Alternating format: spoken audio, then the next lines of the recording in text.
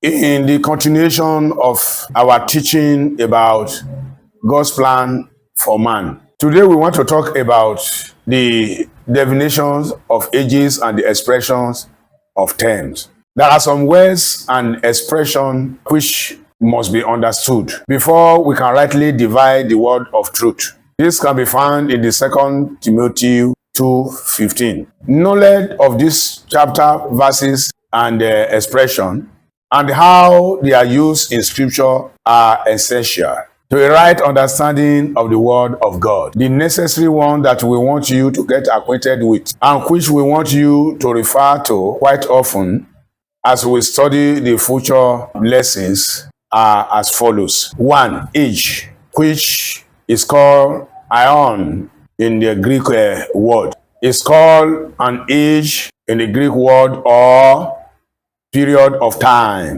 or season, whether the time is long or short.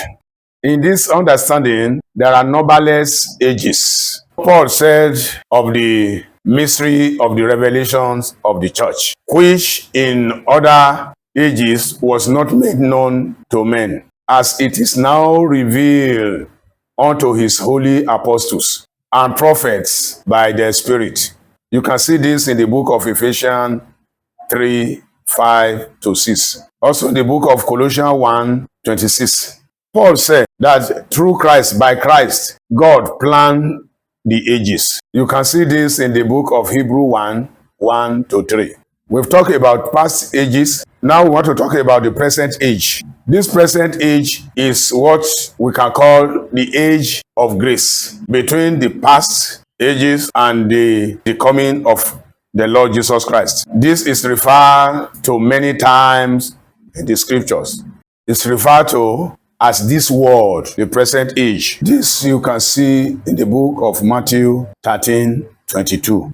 In other words, the phrase, this present age, can be referring to the period of Noah's flood to this present evil world that we are in. You can read Galatians 1:4 and 2 Timothy 4:10. This age is referring to the, as I just said, is referring to the period of the flood of Noah to the millennium. We shall see this as we proceed in the future references. Number 3 here is talking about the future age. In particular, it's called the millennium. This is what is spoken of as the age to come. This you can see in the book of Luke 20:35. After the next age, that will be the next dispensation before the eternal state. There will be ages after ages following each other, like a link of continuous chain. Paul speaks of these ages to come, in which God will forever show his glorious riches of his grace